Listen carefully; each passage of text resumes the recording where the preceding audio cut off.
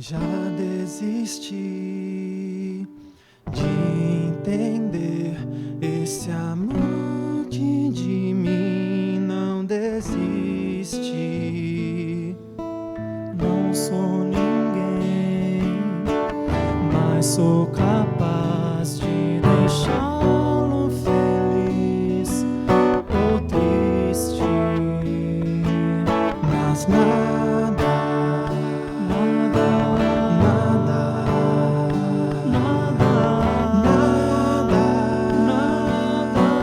muda o amor.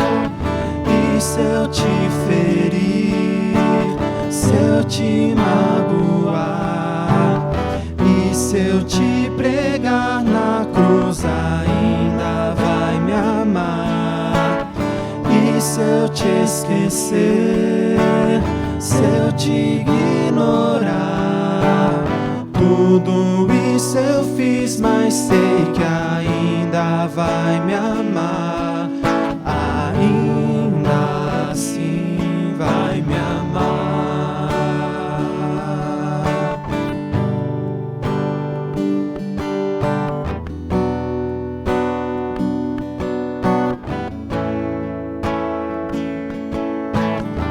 Assim sou eu, condicional, impulsivo e tão inconstante. E mesmo assim, sou incapaz de cansar seu amor incessante. E nada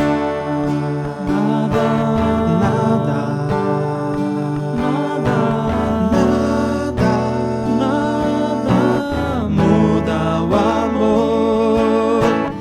E se eu te ferir, se eu te magoar, e se eu te pregar na cruz, ainda vai me amar. E se eu te esquecer, se eu te ignorar, tudo isso eu fiz, mas sei que ainda vai me amar. Ainda assim vai me amar. Seu amor por mim não depende de mim, sendo o próprio amor, me ama tanto assim. Nunca me feriu, nem me magoou, nunca me pregou na cruz, sendo eu merecedor. Nunca me esqueceu, nem me ignorou. Tudo isso eu fiz, mas sei que em troca só me amou. Ainda assim me amou. Ainda assim me amou.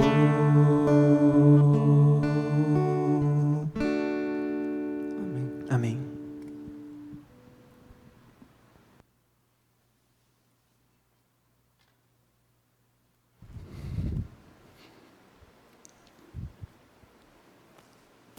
Louvado seja o nome do Senhor por estarmos juntos mais uma vez nesta noite.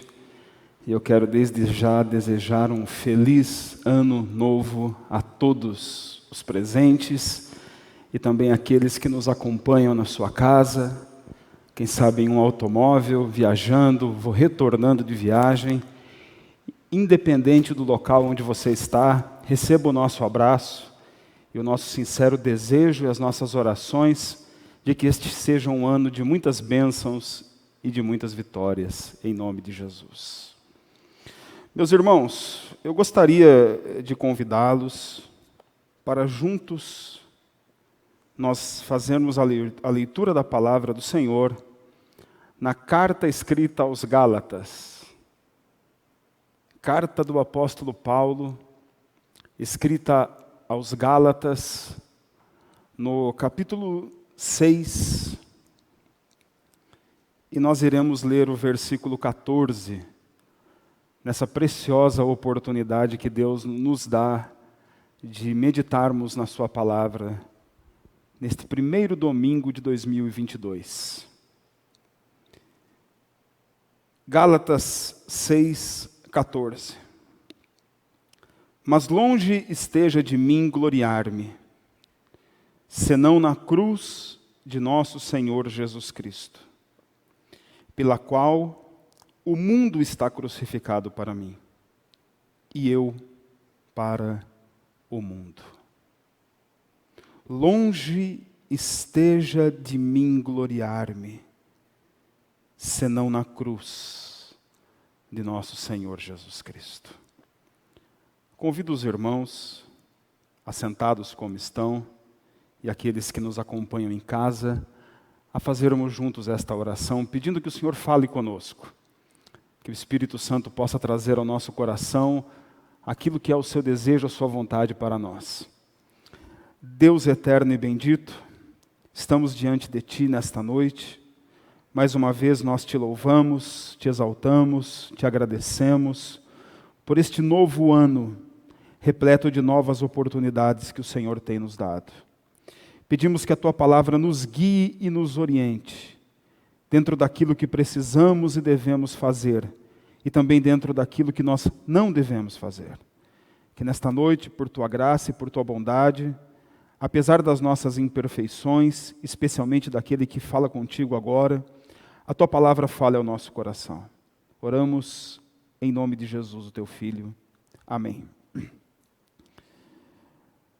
Nós estamos diante de uma carta, das muitas, escritas por um homem que não era, podemos dizer, um homem comum, um homem qualquer. O apóstolo Paulo, sem dúvida, foi uma das personalidades mais importantes, marcantes e decisivas que já passaram por esta terra. Não há dúvida de que o apóstolo Paulo tem um papel fundamental na formação do que nós conhecemos hoje como mundo ocidental. O mundo ocidental, fundamentado numa tradição judaico-cristã, deve a sua formação e a sua fundação às cartas dirigidas pelo apóstolo à Europa, que era o novo mundo dos dias do apóstolo Paulo. Cartas escritas pelo apóstolo Paulo, dirigidas a uma igreja que estava começando a se formar longe das terras de Jerusalém, longe do convívio dos apóstolos, longe das cidades onde o Senhor Jesus próprio andou, caminhou e ensinou.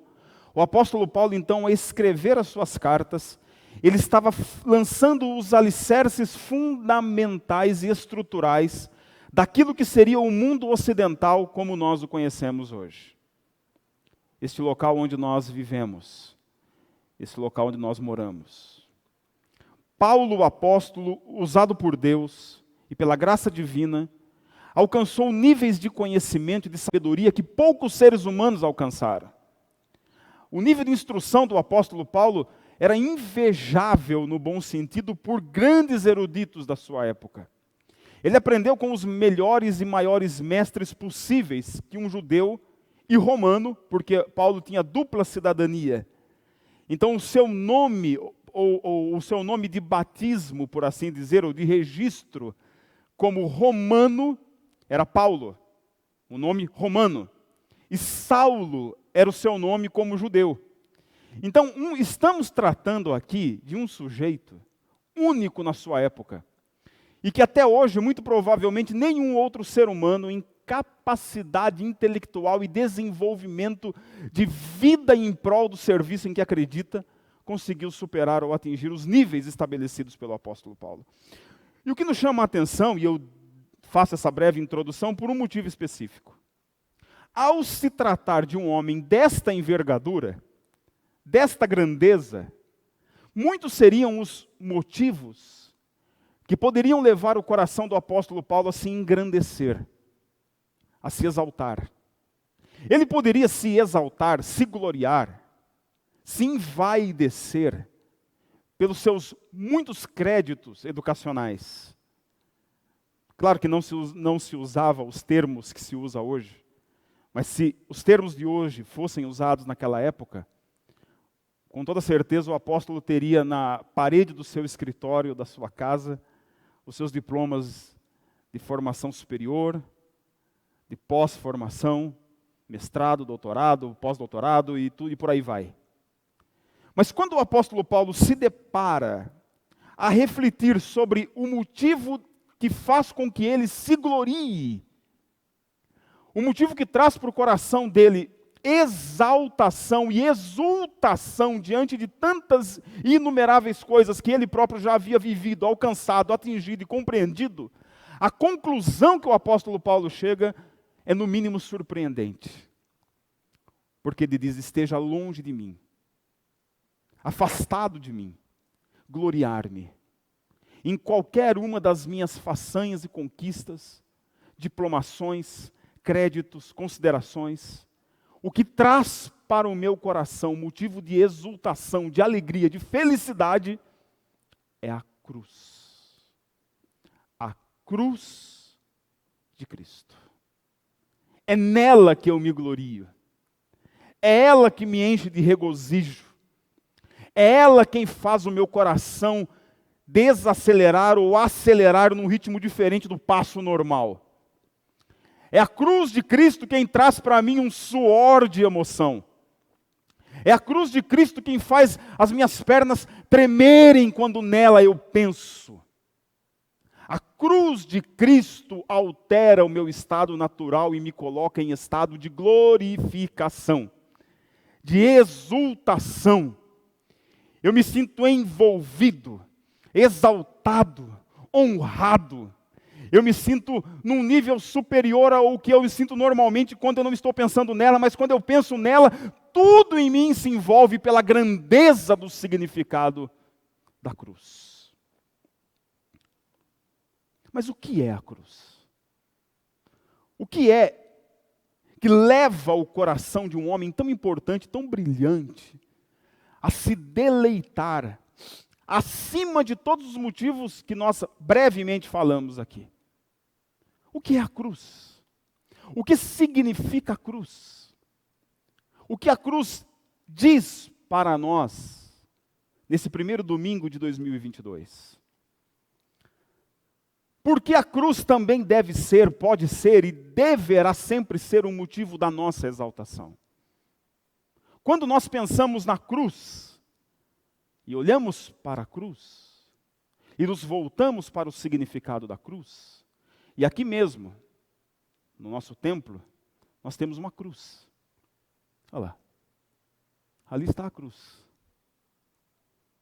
Por que tem uma cruz? Por que carregamos uma cruz no emblema distintivo de nossa igreja? Nós, como adventistas do sétimo dia, temos uma cruz ali. Ela está ali, presente. A cruz é universalmente conhecida como uma memória, um símbolo, uma representatividade de uma mensagem que transcende a própria figura. Porque a figura da cruz é elemento de tortura, de sofrimento, de penalidade, de aplicação de justiça, de aplicação de juízo. A cruz nos dias de Jesus representava o que nos anos 50, anos 40, especialmente na América, representava a cadeira elétrica. A cruz nos dias de Jesus representava o que representou aqui no Brasil durante o período do Império, a forca. A cruz nos dias de Jesus representava o que representa hoje uma prisão perpétua, destinada aos piores, dentre os piores criminosos. A cruz era dada somente aos piores, aos mais perigosos, aos inimigos do Estado, aos inimigos do povo, aqueles que mais defraudavam a nação, o povo, o governo, era-lhes destinado a morte na cruz. Então, que exaltação há nisso? Que glorificação há em lembrar de algo que, ao lembrar deste algo, remetido está à lembrança sujeitos, indivíduos que foram condenados por serem, pelo menos dentro do juízo que foi aplicado, os piores dentre os piores. Porque nesta cruz, instrumento de tortura, de punição e de sofrimento, um dia, uma vez, esteve o Filho de Deus, o Salvador do mundo. E diferente de todos os outros que lá já estiveram, ele não havia cometido nenhum pecado, nenhum único crime, nenhuma única falha, nenhuma única falta. Não havia absolutamente nada que justificasse ele estar onde estava. Crucificado entre salteadores, ladrões, pessoas que por juízo estavam crucificados. Mas ele não. Então, ao olhar para a cruz, nós não estamos falando somente da cruz, mas nós estamos falando daquele que na cruz esteve e estava, quando sobre ele a culpa e o pecado de toda a humanidade repousava como castigo e juízo da justiça, não dos homens, mas divina. Então eu os convido, meus amados irmãos presentes, e você que me acompanha, a pensarmos um pouco sobre a cruz de Cristo. É a cruz de Cristo que nos interessa. É quem está e por que está e o que o levou e os efeitos e significados da sua morte e posteriormente ressurreição, que trouxeram e traziam ao coração do apóstolo Paulo exultação e devem trazer para o nosso coração nesse começo de ano uma consciência viva e ativa que não pode, não deve nos abandonar em nenhum dia de 2022 e nenhum dia dos muitos anos que eu espero que Deus nos dê pela frente. A consciência da cruz e o significado da morte do Senhor deve nos acompanhar como igreja. Quando olhamos para a cruz, inevitavelmente nós enxergamos a nossa natureza pecaminosa. Por isso a cruz não é popular. Por isso não é muito popular no sentido de criar status, falar sobre a cruz. Porque na cruz de Jesus nós podemos contemplar um grande espelho. E ao olhar para o Cristo na cruz, nós nos vemos como somos. A realidade do nosso pecado está estampada no sofrimento de Cristo na cruz. Nós podemos fugir dos nossos familiares. Podemos fugir da esposa, do marido, dos filhos, dos pais. Mas quando você olha no espelho e você se vê, os teus olhos, ou a tua consciência, o teu ser, a tua alma, diz para você quem você é. E desta sensação nós não podemos nos esconder. Quando você coloca a cabeça sobre o travesseiro, e não precisa contar o que aconteceu durante o dia, durante a semana, durante o ano ou durante a vida, a consciência do que você fez nesse período te acompanha. E a tendência do homem que sabe a culpa que tem, que sabe os erros que cometeu, que sabe os infortúnios que enfrentou, o que causou ao longo da vida, é fugir de um olhar condenatório. É fugir de uma circunstância que evidencia o fato de que, apesar de todos acharem ele a melhor pessoa do mundo, que pessoa incrível, que pessoa maravilhosa, que pessoa legal, que bom pai, que bom filho, que bom empresário, que bom patrão, que bom funcionário, apesar disso tudo, ele sabe quem ele é. Ele sabe o que passa no seu coração.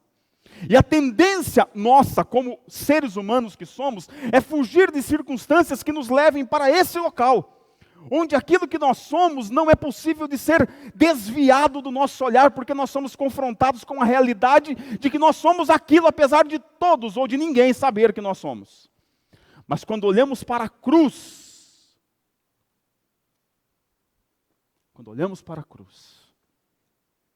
não dá para fugir. Porque a cruz de Cristo me diz, a culpa é sua. É porque você não cumpriu. Era você, era eu, éramos nós que deveríamos estar na cruz. E nenhum ser humano, porque todos pecaram, consegue fugir dessa realidade, dessa verdade.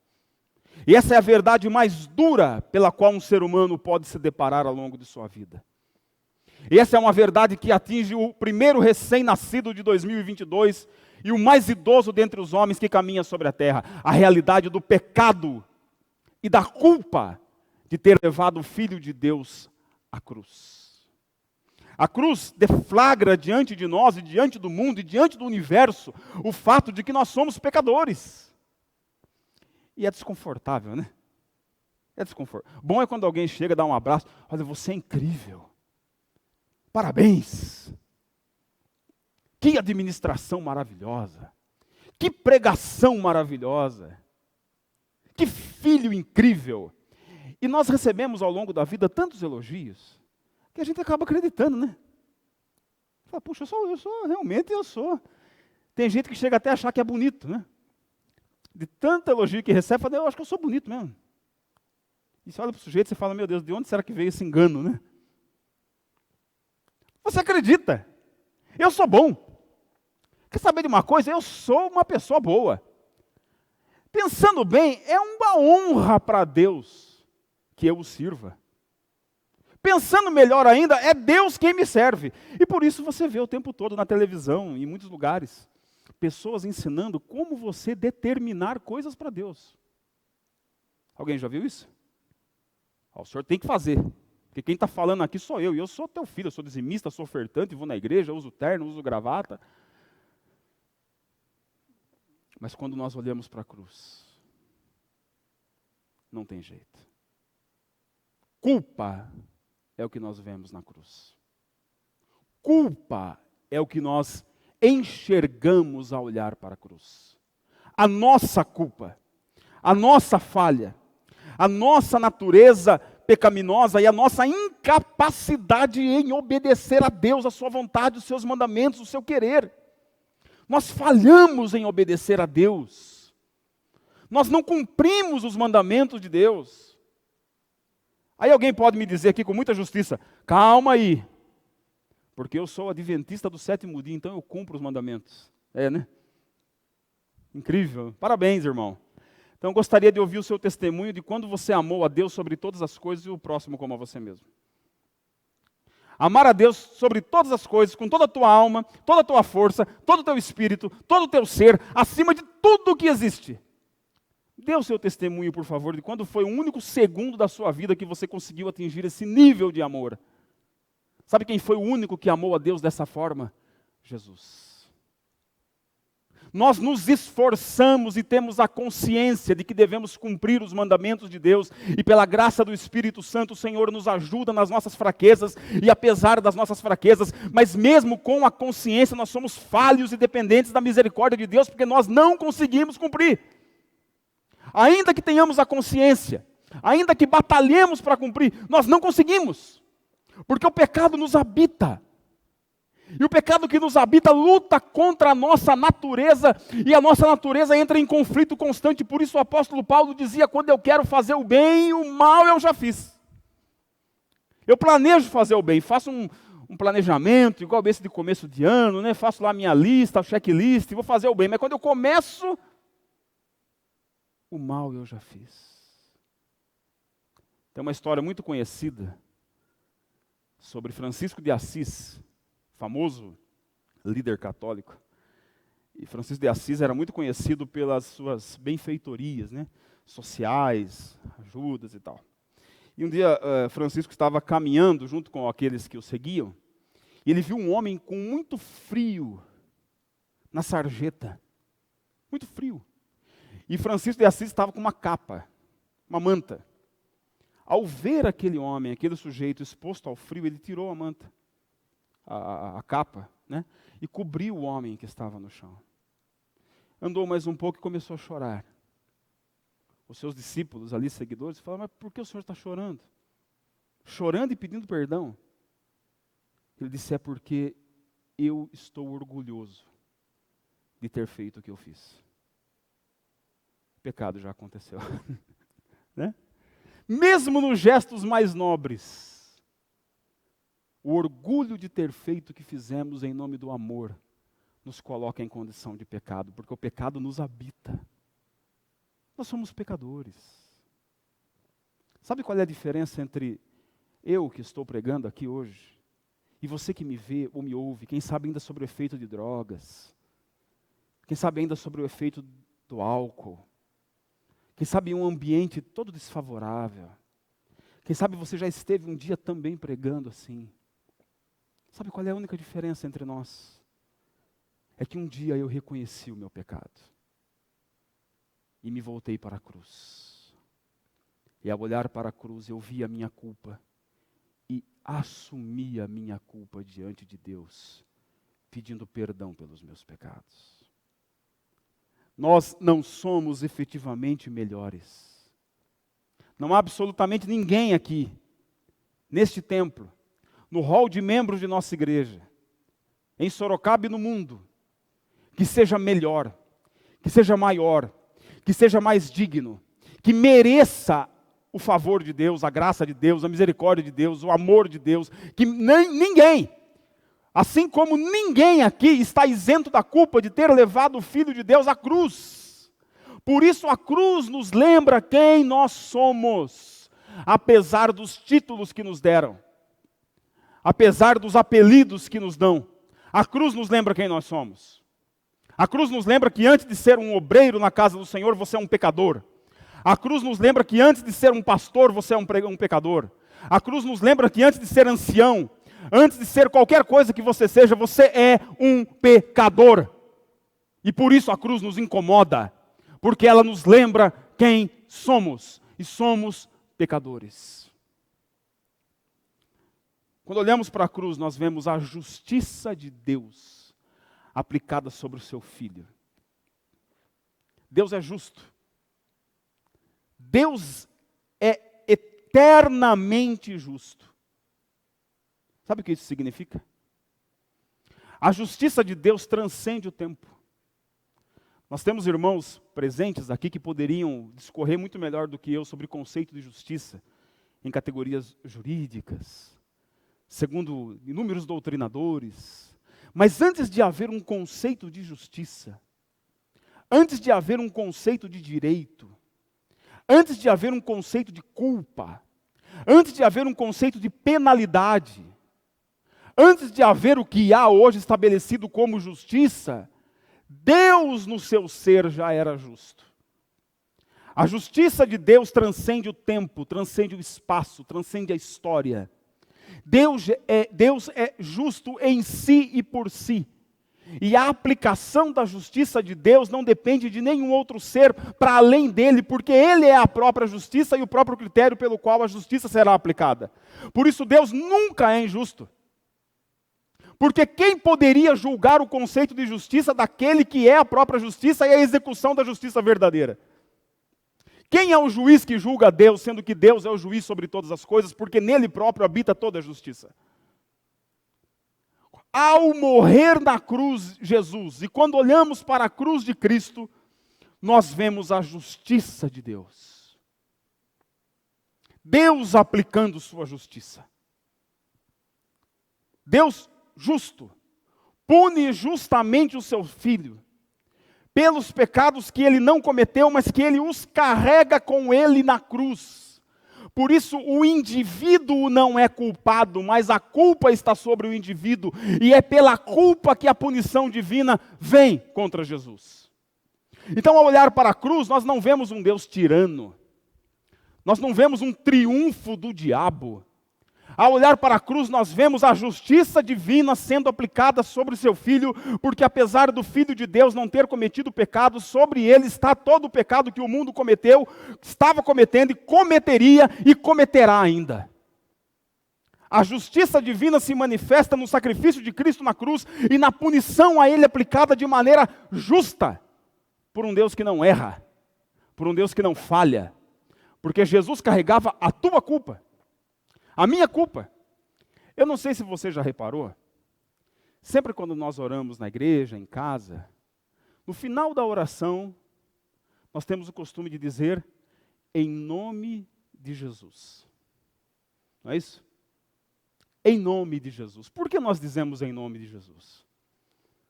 Para alguns é tipo de uma chave assim, né? Em nome de Jesus, virei a chave, agora vai. Né? Agora apertei o botão. Por que nós dizemos em nome de Jesus? Pensando em algo que infelizmente é mais próprio do brasileiro, você já deve ter ouvido a expressão nome sujo. Espero que tenha ouvido, né? Sobre outros. Nome sujo. O que quer dizer ter um nome sujo? Não é que alguém pegou o nome do sujeito lá, Leonardo, né? E passou sujeira assim em cima do nome e falou, agora estou com o nome sujo. É um termo popular que significa que você não tem crédito. Não é isso?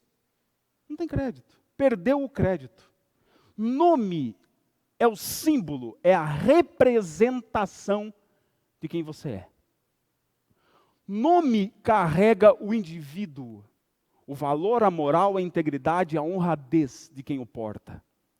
Por isso, quando nós dizemos em nome de Jesus, em nossos pedidos, nós estamos dizendo para Deus o seguinte: faça por mim como se fosse para Jesus. Isso que eu estou lhe pedindo, Senhor, eu sei que eu não mereço. Eu sei que se eu falar, faça em nome do Leonardo, pelo mérito do Leonardo, pelo crédito do Leonardo, Deus iria dizer, mas o seu nome está sujo. Você não tem crédito. Tudo que eu vejo aqui é culpa. Aliás, a culpa do meu próprio filho ter morrido na cruz está sobre você. Mas quando eu digo, em nome de Jesus, eu estou dizendo, Senhor, é pelo mérito dele. E ele, Jesus, foi o alvo do justo juízo de Deus e saiu livre, ileso, porque todo o juízo de Deus recaiu sobre Cristo na cruz, e contudo nele não foi achado nenhuma culpa.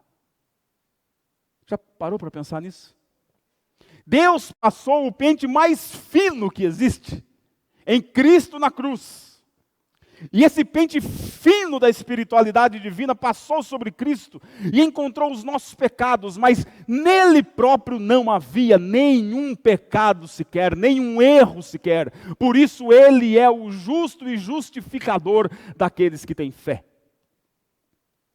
O apóstolo Paulo usa uma expressão que ele diz assim, justificados pela fé, temos paz com Deus. Sabe o que é ser justificado, meu irmão? É que um justo atribuiu a justiça dele a um injusto, que sem a justiça que lhe foi atribuída, jamais seria considerado justo. É o Jesus, justo, chamando o indivíduo injusto, e dizendo, a partir de agora você será justo, porque eu que sou justo, atribuo a você a minha justiça e te justifico.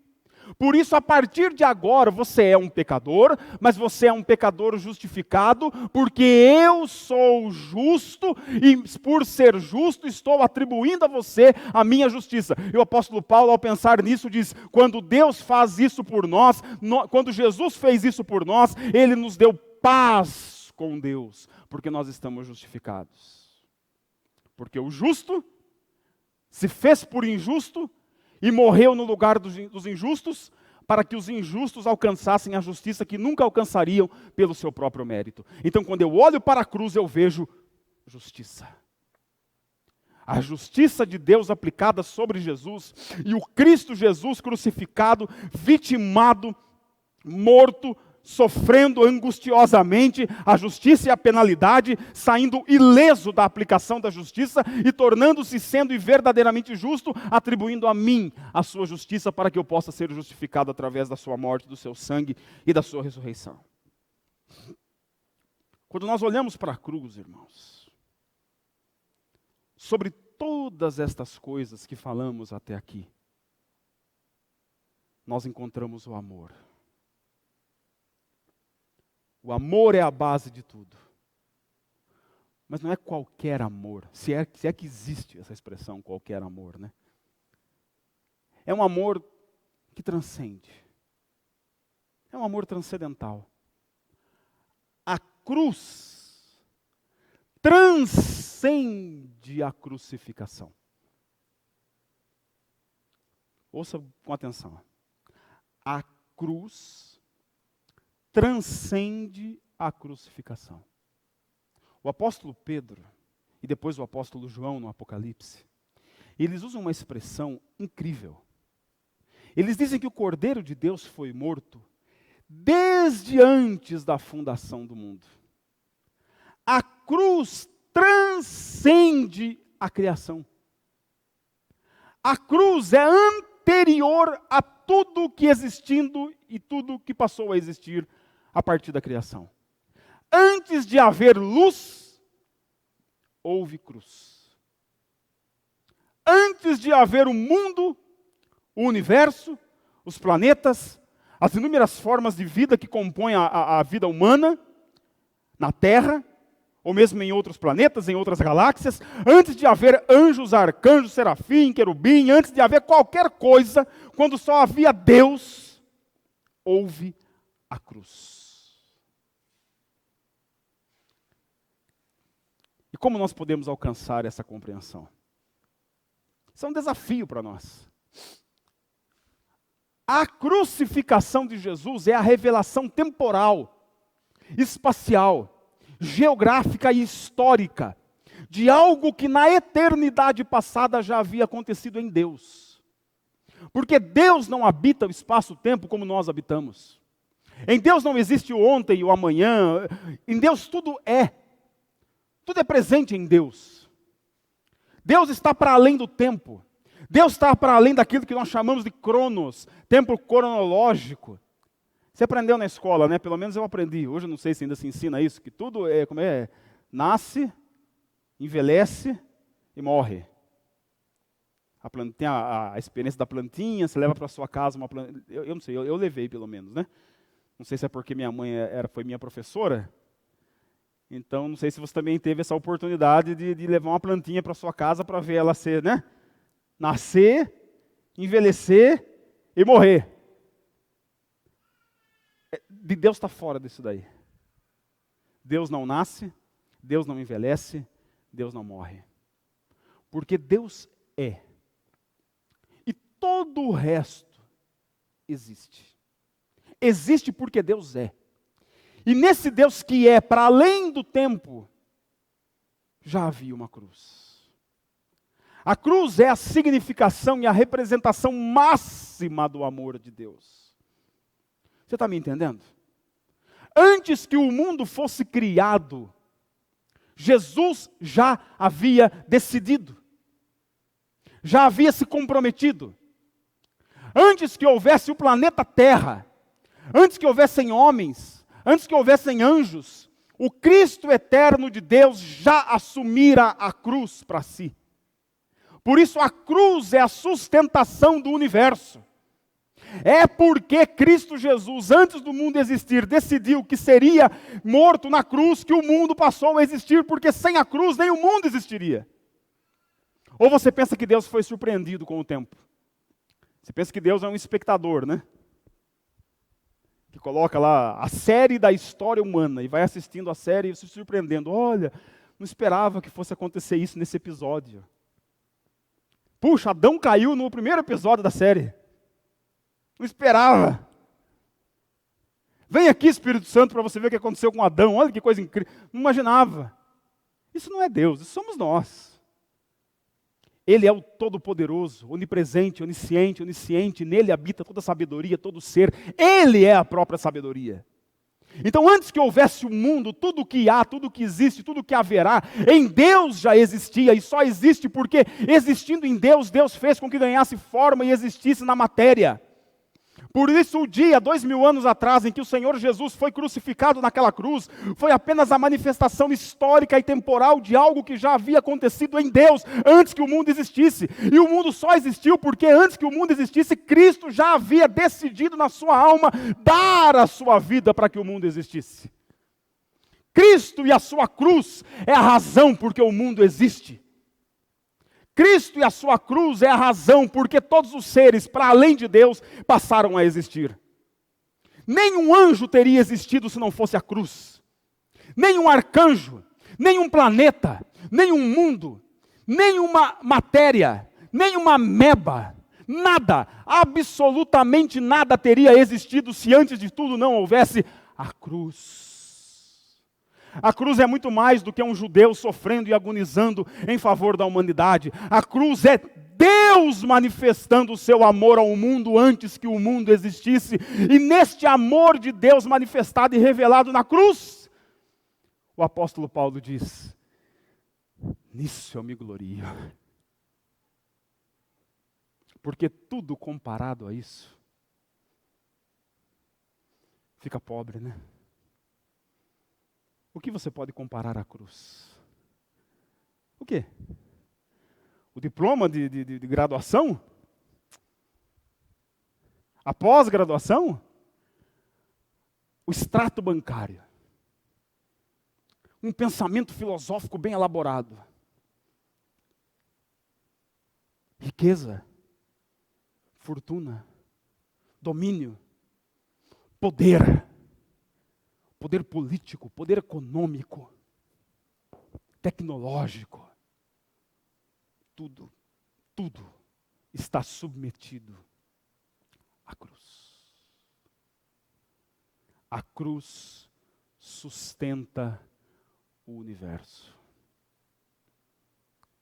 Quando você olhar um símbolo de uma cruz, como este que nós temos aqui, quando você se lembrar da cruz, se lembre que a cruz transcende a crucificação. Você só está aqui hoje, e eu só estou aqui hoje, por causa da cruz de Cristo. A cruz é a explosão do amor. É a revelação de um amor incompreensível.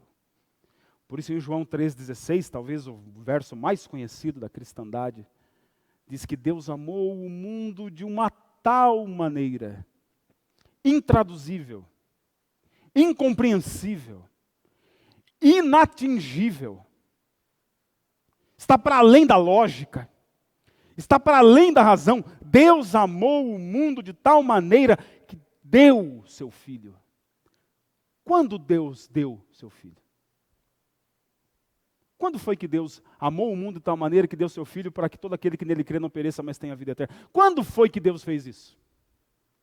Isso está em João 3,16. Não é isso?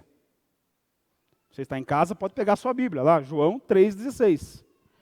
Jesus já havia sido crucificado? Sim ou não? Um de cada vez, irmãos. Os irmãos que estão em casa acompanhando, não vem aqui um momento de explosão de comentários que houve aqui agora. Ele não havia sido crucificado no espaço-tempo ainda. João 3. A história estava só começando. E o Espírito Santo inspira o autor a dizer que Deus amou o mundo de tal maneira que deu. Já morreu. Já deu. Mas não morreu ainda. Então morreu ou não morreu? Deu o Filho ou não deu?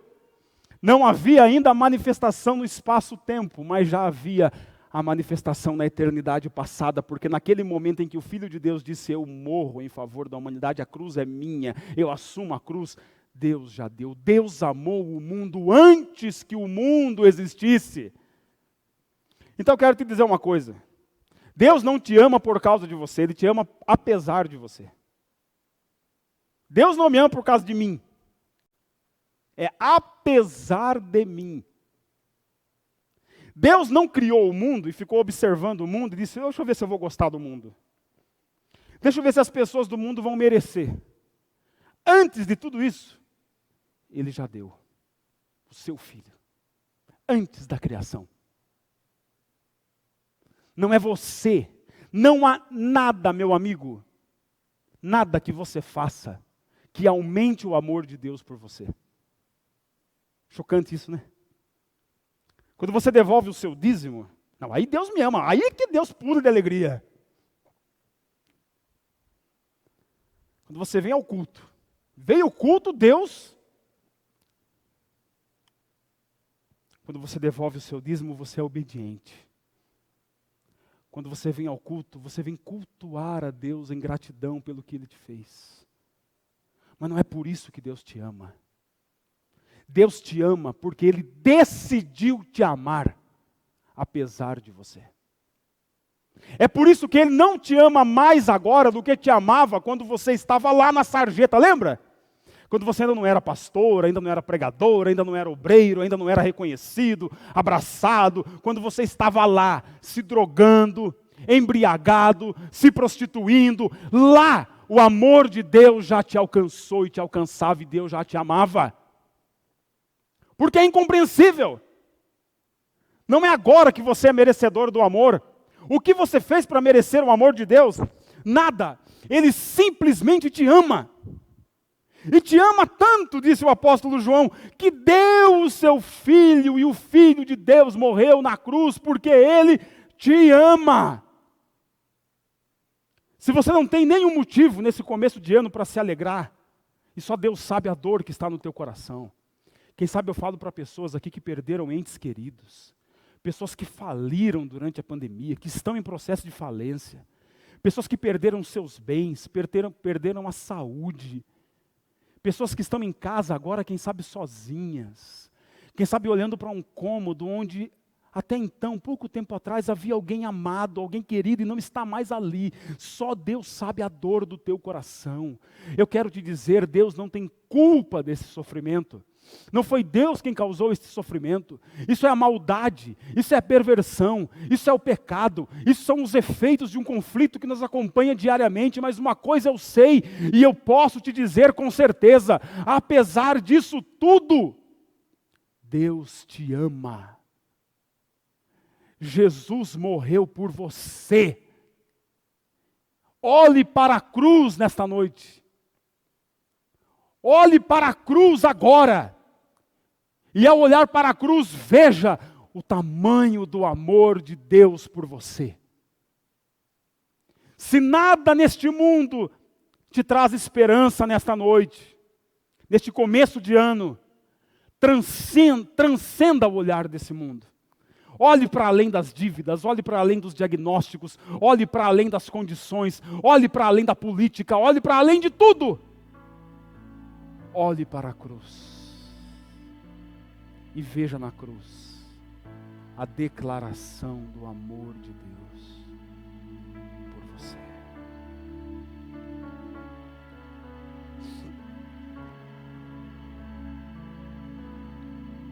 Não me importa o que você fez,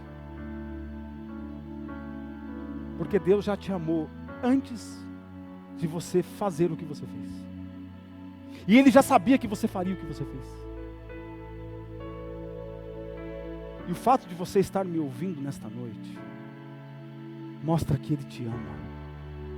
Ou você acha que foi por acaso que você acessou o canal da igreja, que você veio até aqui, que você está me ouvindo agora, seja ao vivo, seja presencialmente, ou seja numa gravação? Foi por acaso? Você não viu, mas o Espírito Santo guiou tudo isso. O Espírito Santo marcou esse momento, conduziu você até esse momento, para que você ouvisse uma vez mais a mensagem da cruz. A cruz de Cristo, que sustenta o universo e sem a qual nada do que existe existiria. E o Cristo da cruz, que nos convida a uma vida de salvação a partir do reconhecimento dos nossos pecados, da confissão e do abandono das práticas pecaminosas. E ao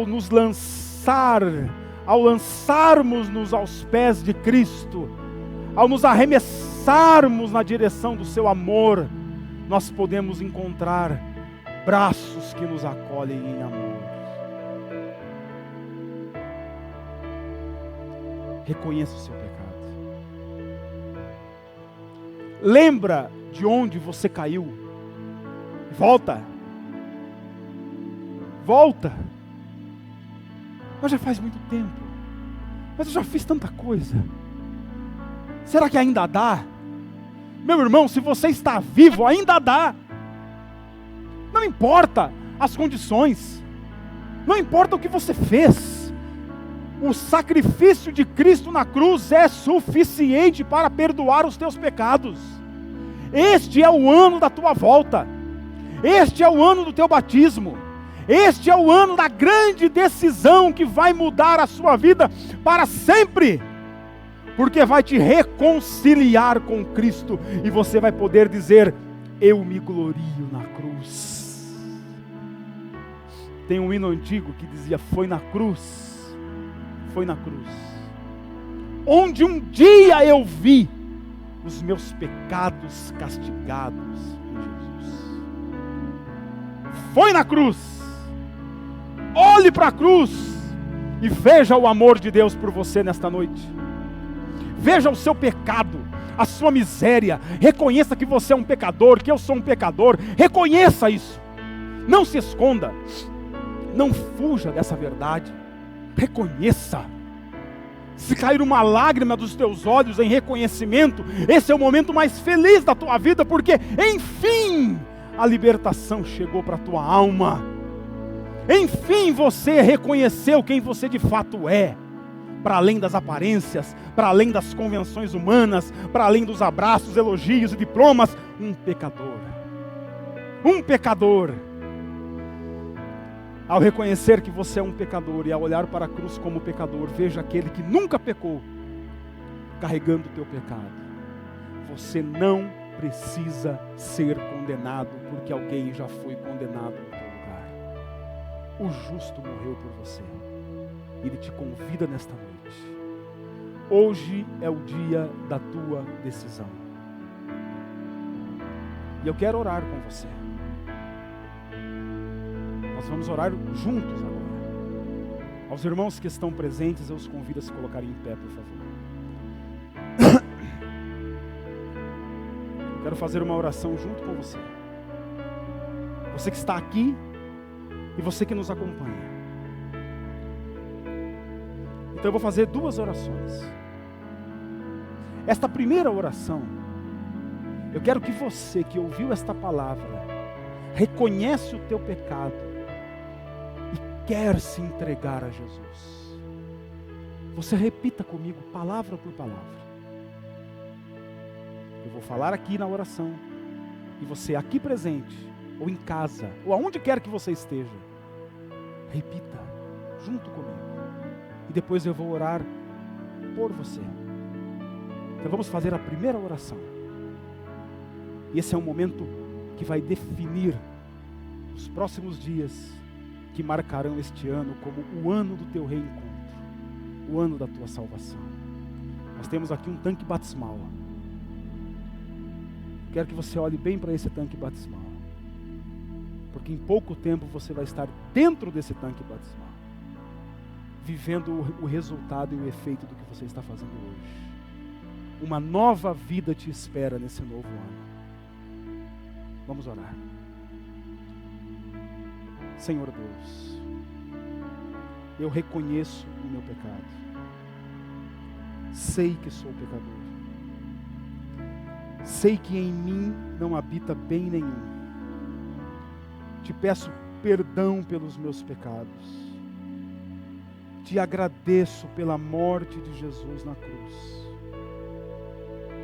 Peço-lhe perdão porque a culpa foi minha também. Eu me entrego a Ti agora. E eu lhe peço, me recebe. Me ajuda. Me fortalece. Livra-me do mal. E que eu possa Te servir todos os dias da minha vida, até a volta do Senhor Jesus. Em nome de Jesus. Amém. Agora nós vamos orar juntos. Eu quero orar por você. Senhor, nós Te louvamos, nós Te engrandecemos. Obrigado, Senhor, por estarmos na Tua casa neste primeiro domingo de 2022. Um culto maravilhoso que nós oferecemos a Ti, Senhor, é um privilégio para nós. Obrigado pelos nossos irmãos. Obrigado pelo nosso pastor, pelos pastores que têm cuidado de nós nesta igreja. Obrigado, Senhor, pela família que o Senhor tem nos dado aqui. Senhor, nesta noite nós reconhecemos que apesar de tantas bênçãos, nós ainda somos ingratos. Apesar de nós nos esforçarmos, nós falhamos, nós pecamos, nosso coração ainda é enganoso, nossa natureza ainda é pecaminosa. E o que nós lhe pedimos nesta noite, Senhor, é perdão, perdão. Perdoa-nos pela nossa fraqueza, perdoa-nos pelos nossos erros. Nós reconhecemos que somos culpados. Nós olhamos nesta noite uma vez mais para a cruz de Teu Filho Jesus e reconhecemos a nossa culpa, reconhecemos as nossas falhas e Te louvamos porque apesar dos nossos pecados o Senhor nos ama. Ah, como o Teu amor é precioso para nós, Senhor. É o Teu amor que sustenta a nossa casa, é o Teu amor quem nos mantém de pé. Por isso nós lhe pedimos, abençoe as nossas vidas, abençoe a cada família aqui representada. Abençoe, Senhor, esta igreja. Nós como povo, como irmãos, nós nos prostramos diante de Ti nesta noite e pedimos a Tua graça, a Tua paz, a Tua bênção, o Teu perdão, e que o Teu Espírito Santo nos conduza a uma vida de santificação. Ó Senhor, quão maravilhoso será o momento da volta de Jesus.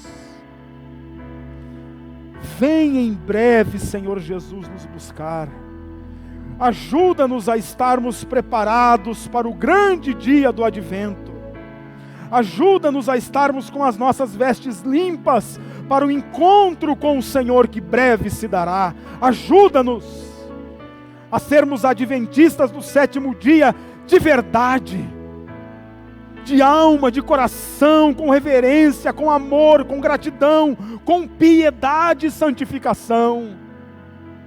Que neste ano de 2022 a nossa vida seja marcada por santificação na Tua presença. Que possamos voltar aos pés da cruz e ter uma vida piedosa. Que o nosso coração se encha da Tua palavra, da Tua vontade, dos Teus conselhos, dos testemunhos que o Senhor deu para a Tua igreja, e que a nossa vida seja marcada pela presença do Teu Espírito Santo. Reaviva a Tua igreja e as nossas vidas em Tua presença, Senhor. Esse é o nosso pedido, em nome e por amor de Jesus. Amém. Que Deus abençoe a todos em nome de Jesus.